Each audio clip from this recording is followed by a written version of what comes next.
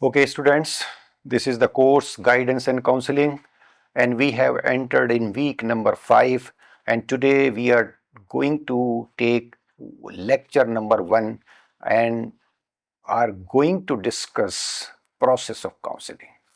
In this lecture, we will try to understand what some important aspect. First of all, we will introduce the topic, then we will come out to the process of the counseling, and under the process of counseling, we will highlight certain points, that is building a relationship, significance of assessing the problem, and the goal setting behavior, counseling interventions technique, and evaluation and termination of the counseling process. And then finally, we will conclude our lecture.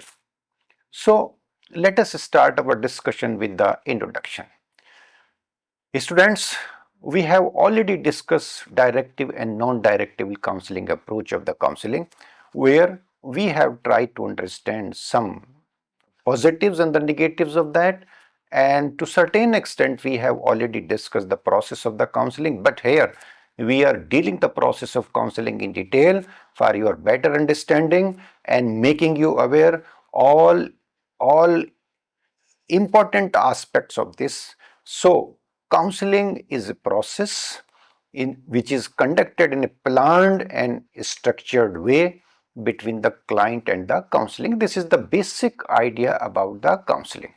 Counselor is a trained and qualified professional who helps the client identify the source of their concern or difficulties. Then together they find counseling approaches to help deal with the problems faced. The client identify the sources of their problem. The qualified counselor is basically engaged in the counseling process, and the very first task is basically to identify the sources of their concerns and the difficulties faced by the student. And collectively or together they find counseling approaches, which counseling approach we have to implement or from where we have to start in resolving or solving the problem faced by the students. Counseling as a profession involves dedicated time set aside to explore difficulties, stressful situations, or emotional upset faced by a client. Person are suffering a number of difficulties. We need basically to explore those difficulties and in which stressful situation students are engaged. We need to analyze that also. An emotional upset faced by the individual, kind of maladjustment behavior shown, and stress and anxiety exhibited by the individual. It is basically the process where we are trying to understand the problems of the student, and for that dedicated time is essential. Helping that client see their situation and feelings from a different point of view, potentially to facilitate changes, because if we do not change the perspectives of the students, then he will face the same kinds of the challenges. We need to change the behavior of the student and to think the problem from different point of view by discussing, deliberating, and learning about the many aspects of that problem, and finally engage in the counseling process. Building a relationship is basic criteria for successful accomplishment of the task of the counseling. So, building a relationship based on trust and confidentiality is the requirement for successfully completing the process, because until and unless we create an environment of the trust, then students will not be able to elaborate their issues and the problems and their symptoms of maladjustment and the difficulties with which they are associated and they are facing. So it is important. These are the counseling steps of the different counseling processes. Counseling process should not include, now what it should not include: providing advice. It should be kept in the minds of the counselor and the counselee also, and the person who are associated to the counseling process. Teachers may be associated with that. Counseling is not basically related to the providing advice. Advice is not given to the client to resolve their issues, because it doesn't come under the domain of the counseling process. Being judgmental, you don't need to make any judgment. Being a counselor and imposed those judgment on the wish of the individual or the client who is having the who is suffering from the problem. Pushing the counselor's values. Now we are basically pushing the counselor values, engaging or involving the impact of the values in the counseling process. We need to take all these steps in our mind while we are engaged in the counseling process. Encouraging the client to behave as per the wish of the counselor. Counselor is an independent, and ample freedom or due freedom must be given to him or her to express their ideas, and the counselor should not encourage to behave in the way which he or she expects to behave. So it means if we are expecting the behavior, some kind of the behavior student, we are influencing the counseling process. Emotional attachment between the counselor and the client basically leads to subjectivity. The counselor should not be associated emotionally with the student, rather he should be associated emotionally with the problems faced by the student, because problem is more important, objective of the counseling is more important, and successful accomplishment of the objective of the counseling is the basic criteria. And in that process, emotions have no role to play. So emotional attachment and dealing the individual on the basis of emotions is not going to solve the real objective of the counseling process, and the counselor should keep all these things in his or her mind. Now we are coming to understand what is basically the process of the counseling. If we analyze the steps, then we can understand there are 5 major steps which are taken in the process of the counseling. And the number 1, building a relationship between students and the client or the counselor or the counselee, and assessing the problem in detail and setting certain goals to achieve, and making counseling interventions, and finally evaluating the outcome of the program, and then ending the or terminating the counseling process. So these are the 5 steps, and we will discuss these steps in a little more detail so that we can understand the intricacies of the counseling process, and we are not making any error or any mistake in giving or providing the counseling to the clients in an environment which is psychologically safe and psychologically secure or psychologically positive environment. So we are coming to understand now the importance of the relationship building in the counseling process. This is the basic and the key aspect in the initiation of the program of the process of the counseling. Establishing a strong, trusting relationship between the counselor and the client is crucial. Without maintaining this trusting relationship, which must be of strong in nature, the task of the counseling cannot be performed in its real perspective.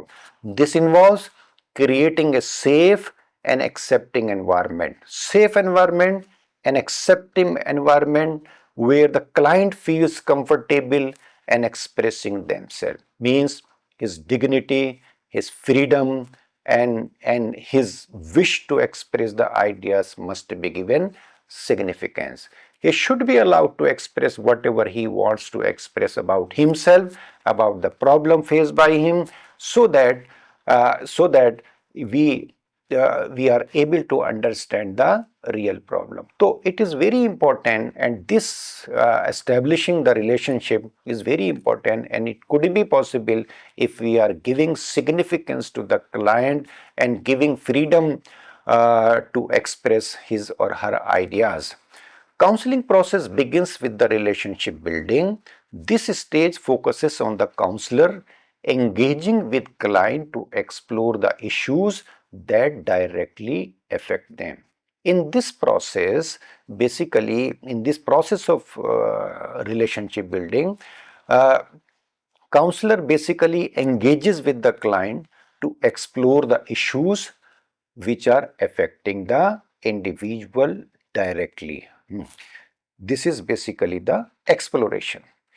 Relationship building, another aspect related to the relation building is that the counseling process in this relationship seeks to assist the client in assuming the responsibility for his or her problem and its solution. He is made responsible. He is given freedom. His individuality is respected. His dignity is maintained, and this confidence need to be built in a counseling relationship, and it is basically the idea behind the process of counseling. So relationship building is very important in the process of the counseling. Counselor's goal, and in for more a strong relationship, the counselor should understand certain goals. What are the goals of the counselor? Establish a comfortable and positive relationship with the client. Positive relationship, comfortable relationship, students having full faith in the ability and capability of the counselor, and counselor is also having full faith in the dignity and individuality of the client, and explain the counseling process and mutual responsibilities. The counselor should also consider the goal of the counseling, as he or she has to explain the counseling process to the student, and ensure what are the responsibilities of the counselor and what may be the responsibilities of the students in this process. Facilitate communication. Communication is the key for maintaining good relationship, and this communication should be a strong communication, trustworthy communication. Verbal and non-verbal aspects must be incorporated in that. Communication does not mean to communicate the ideas, rather communication must be based on the understanding what the person wants to say. That is the kind of communication which we have to maintain in establishing good relationship between the counselor and the counseling. And identify and verify the client's concern. Ultimately, the process of counseling or the objective of the counseling is to resolve the issues of the client. Then we need to identify and verify the client's concern. What are the concerns faced by the student? What aspects are associated to that? That must be considered as the goal of the counselor, and plan to obtain the assessment data needed on the basis of certain characteristic features, on the basis of certain tests, on the basis of certain background information, on the basis of cumulative and other records available in the school. The counselor must be able to gather relevant, reliable and objective information about the students. As far as the client's goals in maintaining the relationship are concerned, we can elaborate. Okay, understand the counseling process and responsibilities in this process. Okay, students or the client must be made aware what is his role in the counseling process, what exactly the steps are in the counseling process, and what are his or her responsibilities in that process. He is not just an passive uh, person in the counseling process. We consider he is an active person, and his active role must be known to the client. Share and amplify reason for seeking counseling. we need to share. He or she should be expressive in nature and share the reason for seeking counseling.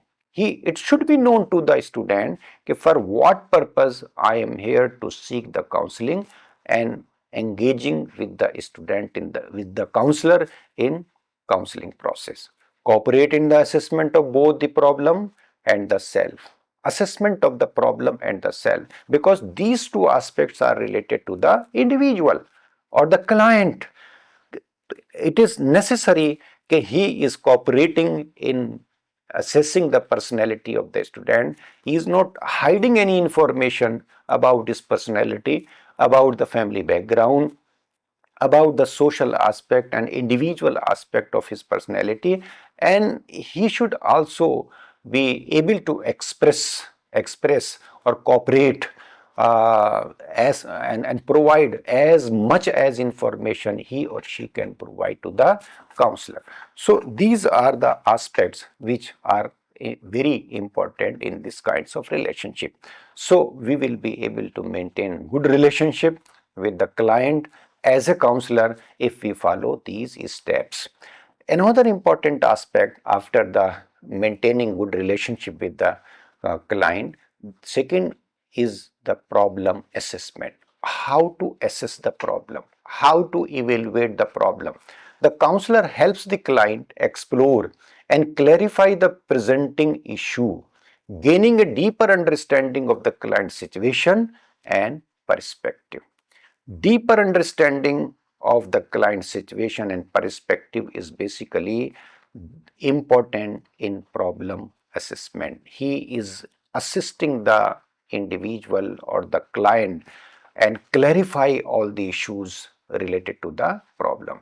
In counseling, problem assessment involves few steps are there: gathering information to understand a client's challenges. Number one, gathering information to understand the client's challenges, strength, and the context of their situation.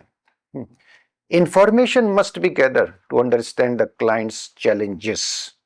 These challenges may be directly related to the characteristic features of the individual. What are the strengths and the weaknesses of the client, and in which context of their situation? What is the context of them, or influential factor related to that? Another aspect related to the problem assessment is that this process helps counselor tailor interventions and develop personalized strategies for support and guidance. If the counselor is able to understand better about the problem faced by the client, then he or she will be in a better position to plan the strategies or the interventions on the basis of the problem faced by the individual. So individualized attention is possible if the counselor is able to understand the problem in its adequate or thorough perspective. Key aspects include identifying the client's perspectives related to the problem, counselor's professional point of view, and external factors influencing the problem. What is the perspective of the counselor related to that problem on the basis of his professional experiences, and what the client thinks about that problem? What is his or her perspective? And we also need to understand factors affecting on that. So problem assessment, understanding the client's perspective, what we consider here, counselors actively listen to the client's thoughts, feelings, and self-perceptions to grasp their unique experience of the problem.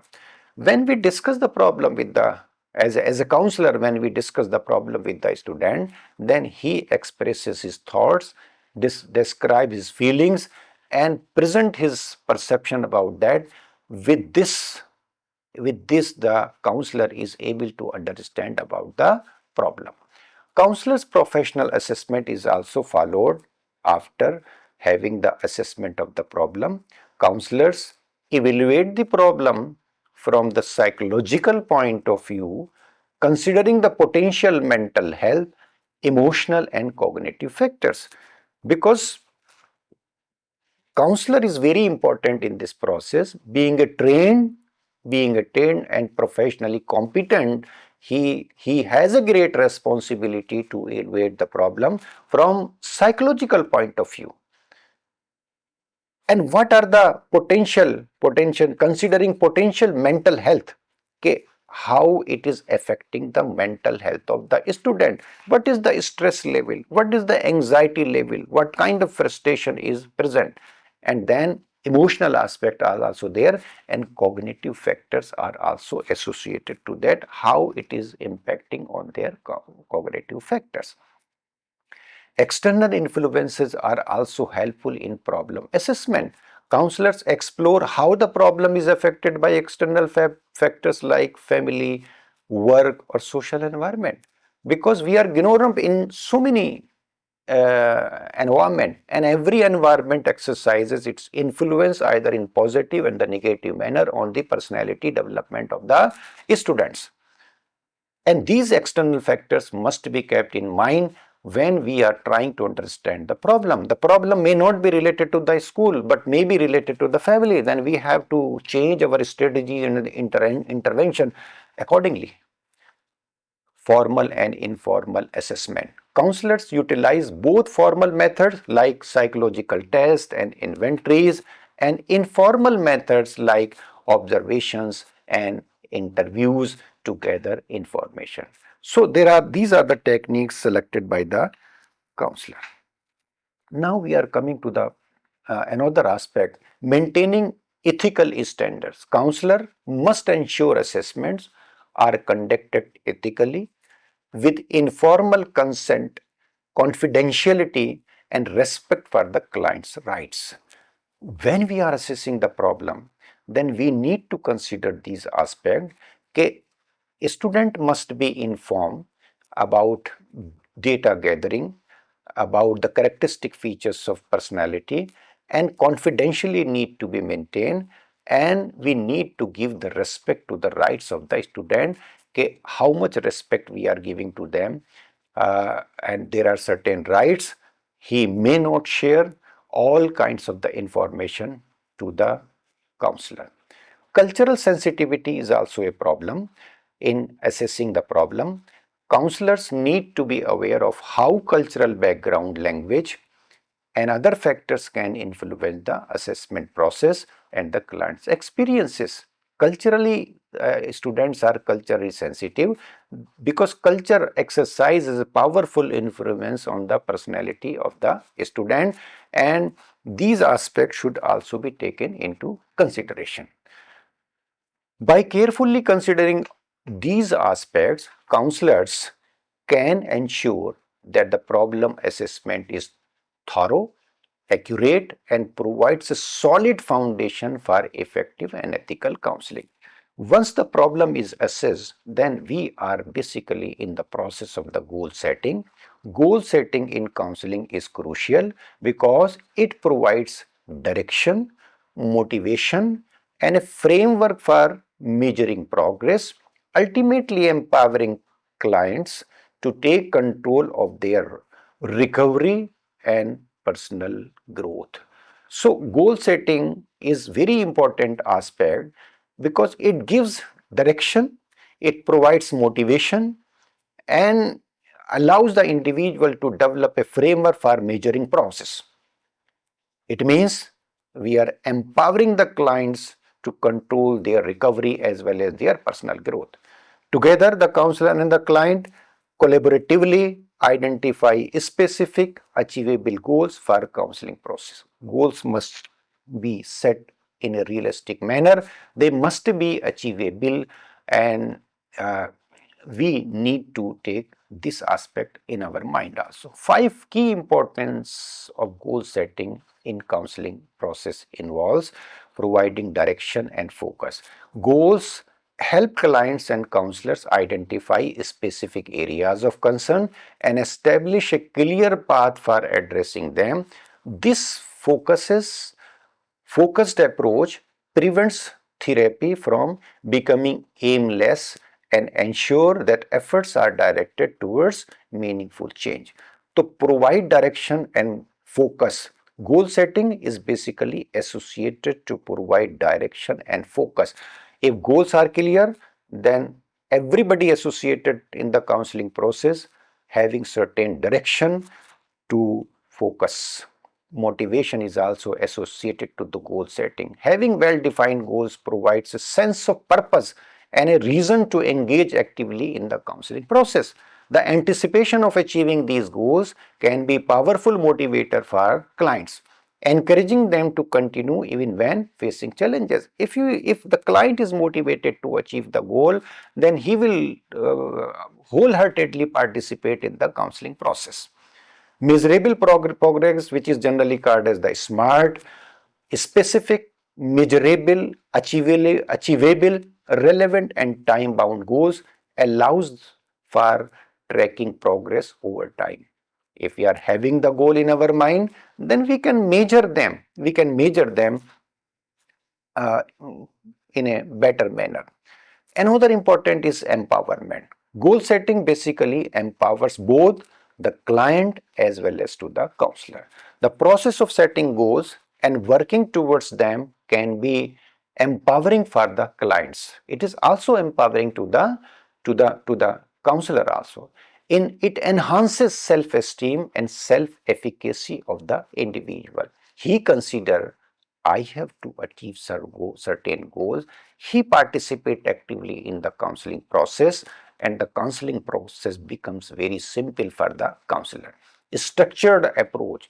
Goal setting provides a framework for the counseling process, ensuring that sessions are structured or well planned and purposeful.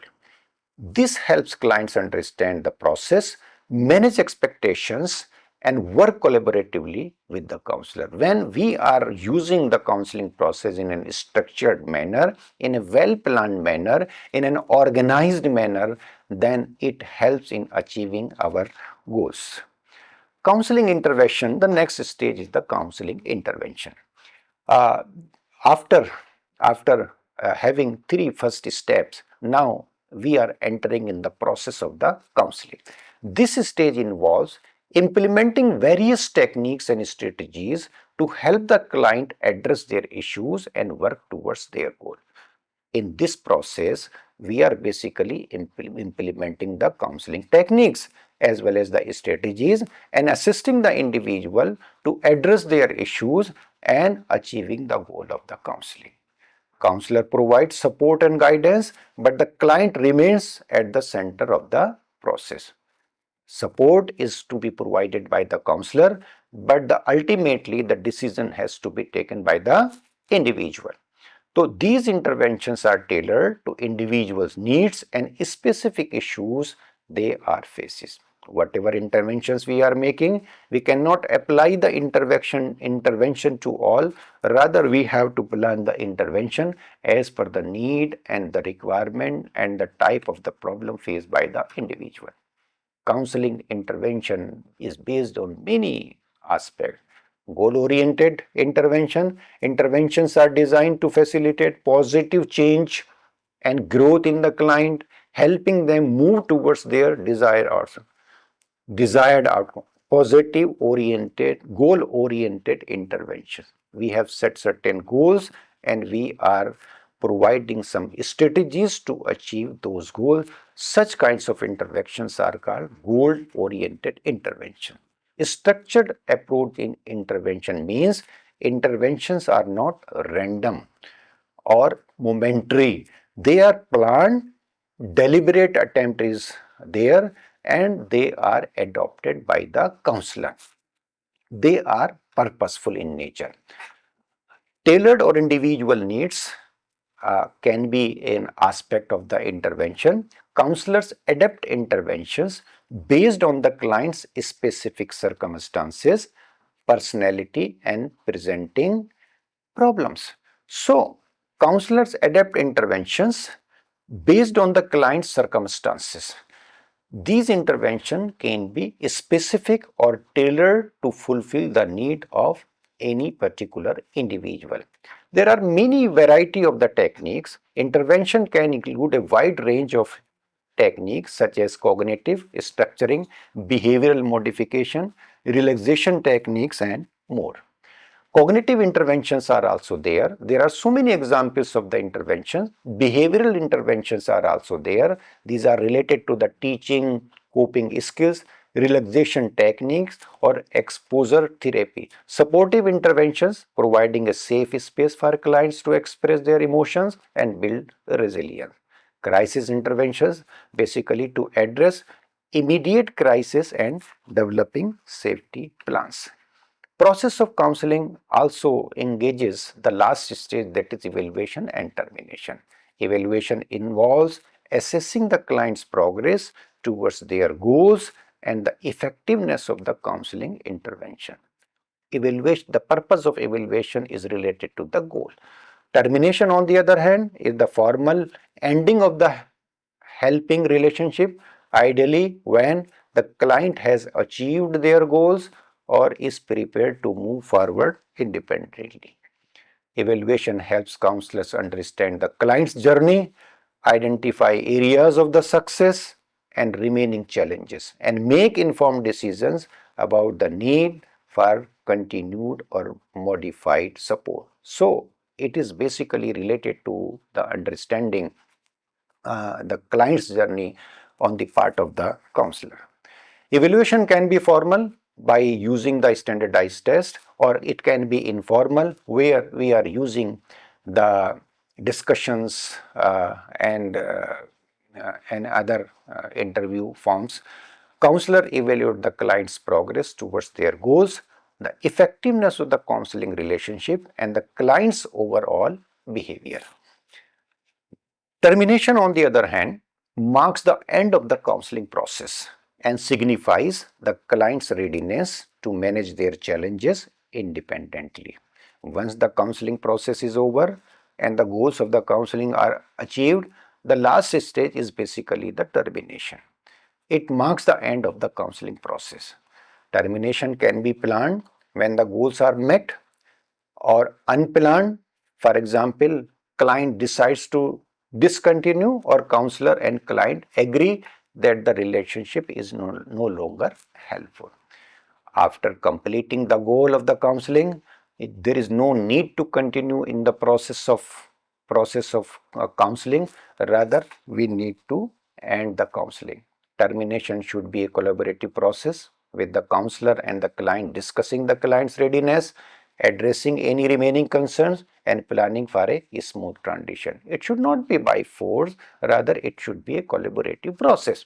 In essence, we can say that evaluation and termination are integral parts of the counseling process, ensuring that client receives the support they need and is empowered to move forward with confidence.